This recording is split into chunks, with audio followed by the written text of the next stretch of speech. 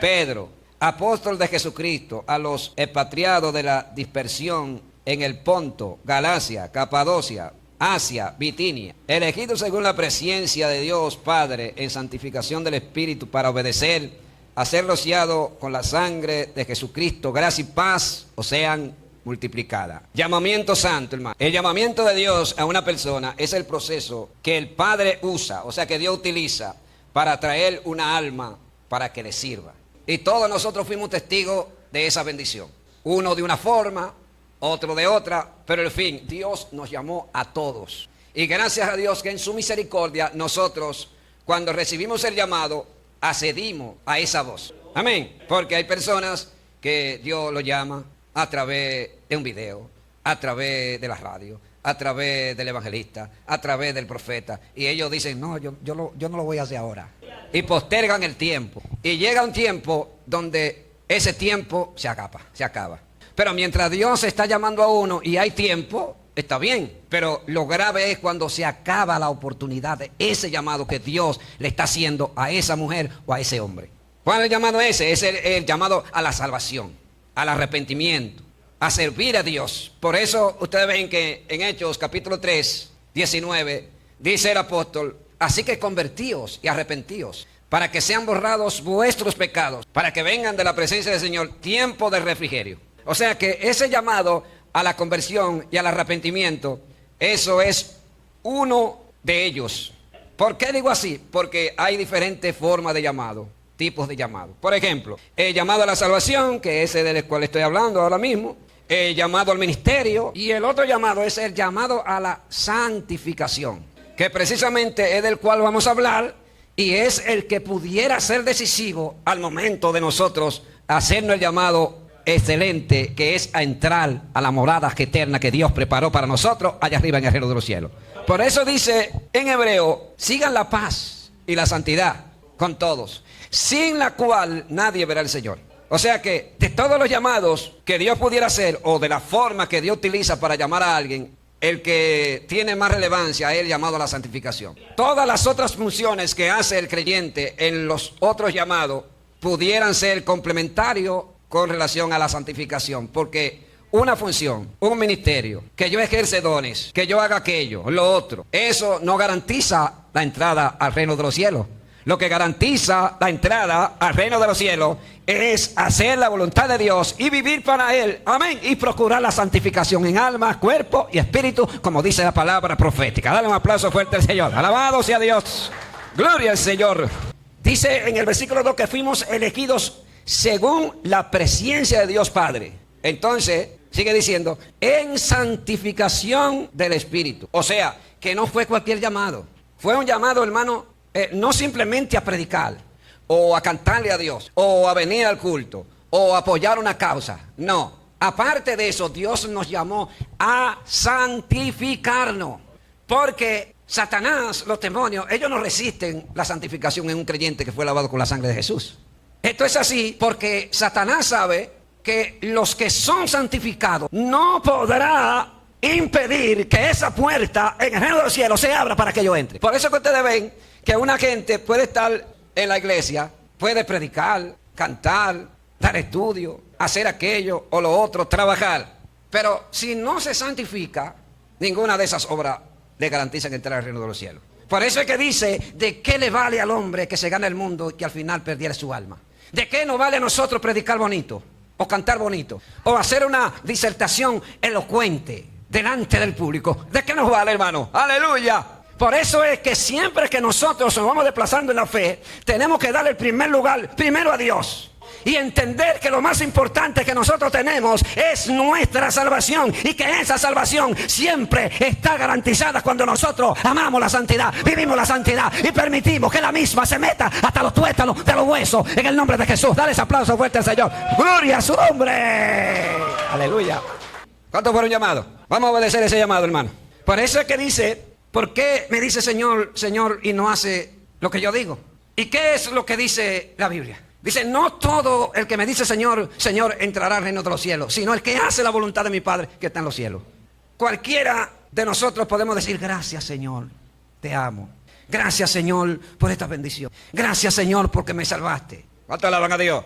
Y es bueno, ¿verdad que sí? Aleluya. Pero Dios conoce lo más profundo de nuestros corazones. Dios conoce cada uno de nuestros pensamientos y Él sabe si nosotros seguimos y amamos la santidad de verdad. Entonces, ¿qué queremos decir, hermano? ¿O qué queremos transmitir a ustedes? Es que siempre y cuando nosotros tengamos el llamado de Dios y lo pongamos en práctica y nos desplacemos en la fe, este llamado pudiera ser no legítimo si el mismo no va acompañado de santidad. Porque vuelvo y repito, yo puedo predicar, puedo hacer aquello, puedo trabajar en el ministerio, pero si yo no soy santo, aleluya, si no practicamos y amamos la santidad, de nada nos sirve, porque dice la Biblia, carnero de los cielos, nada sin santidad, nada podrá entrar. El llamado tiene algo que es parte del proceso de Dios y es la elección. Escuchen bien, o sea, Dios te llama, pero Dios también te elige. ¿Para qué? Para una función específica en el ministerio, para servir, pero te elige con propósito. ¿Y dónde radica ese propósito? Ahí mismo, donde leímos, lo dice. Fuimos llamados, ¿verdad? Pero ese llamado trajo consigo una elección que, según lo que dice el apóstol Pedro, fue, ¿en qué? En santificación. O sea que si nos salimos del círculo, del plano de la santificación, entonces ese llamado pierde legitimidad. Recuerden, hermanos, que en el tiempo de la gracia no es como antes, allá en el tiempo de la ley. Porque ¿y qué gente tenía más unción que David? Nosotros no le damos ni por los tobillos a David. Y el mismo David que estaba ungido era el mismo David que Dios le decía, ve, agarra la espada, agarra el ejército y mata a toda esa gente allá. Iba David, consultaba a Dios y Dios... Pero ahora no es así. Ahora en la fe, ¿qué es lo que nos dice Dios? Ama a tus enemigos.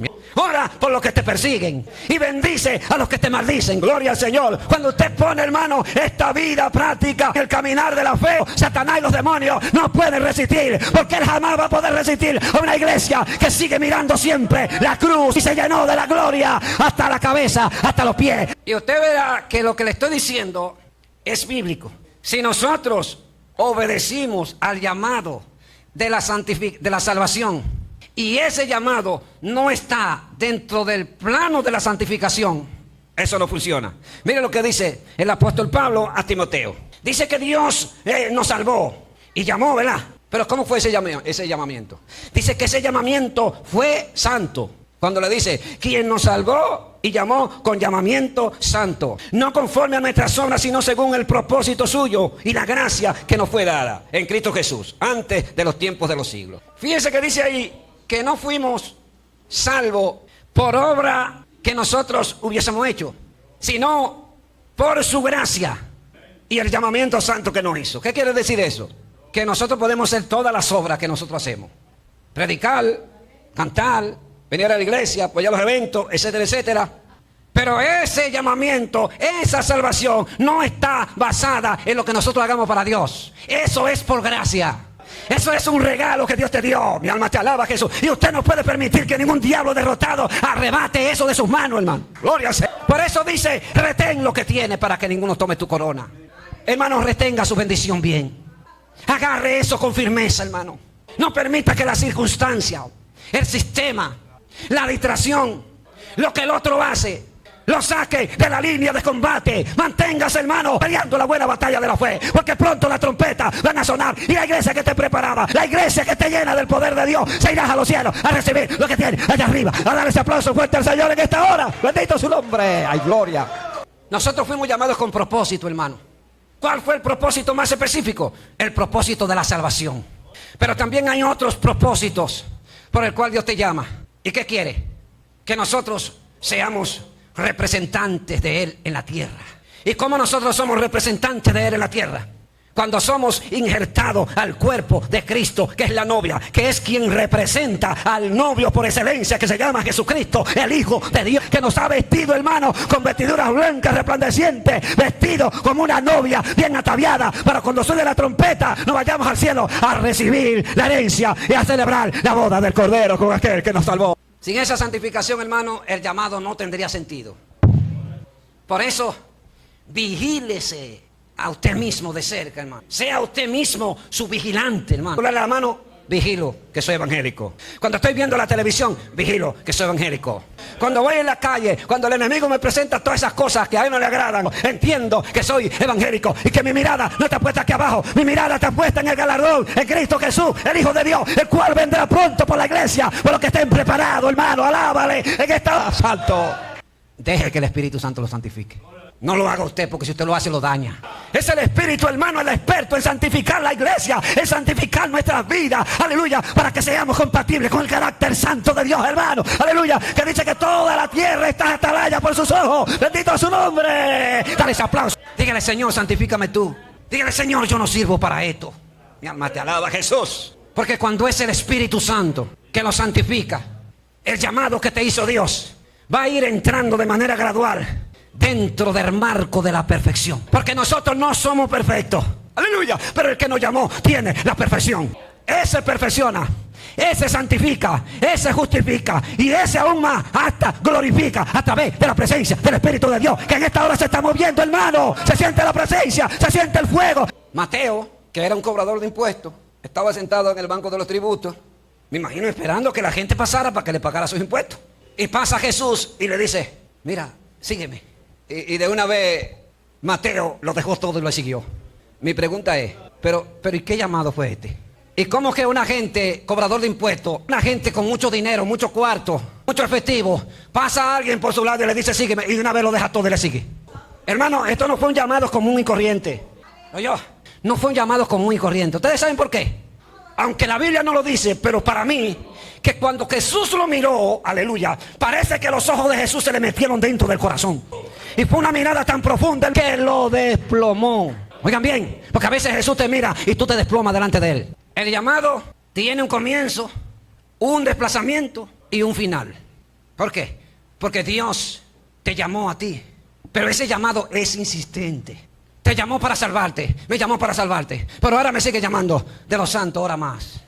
Hijo mío de los santos, obedece más a la palabra. Hijo mío de los santos, esfuérzate más en la obra. Mi alma te alaba, Jesús. Hijo mío de los santos, fortalécete en mí y aguanta los ataques del enemigo, porque yo te tengo un galardón en el reino de los cielos.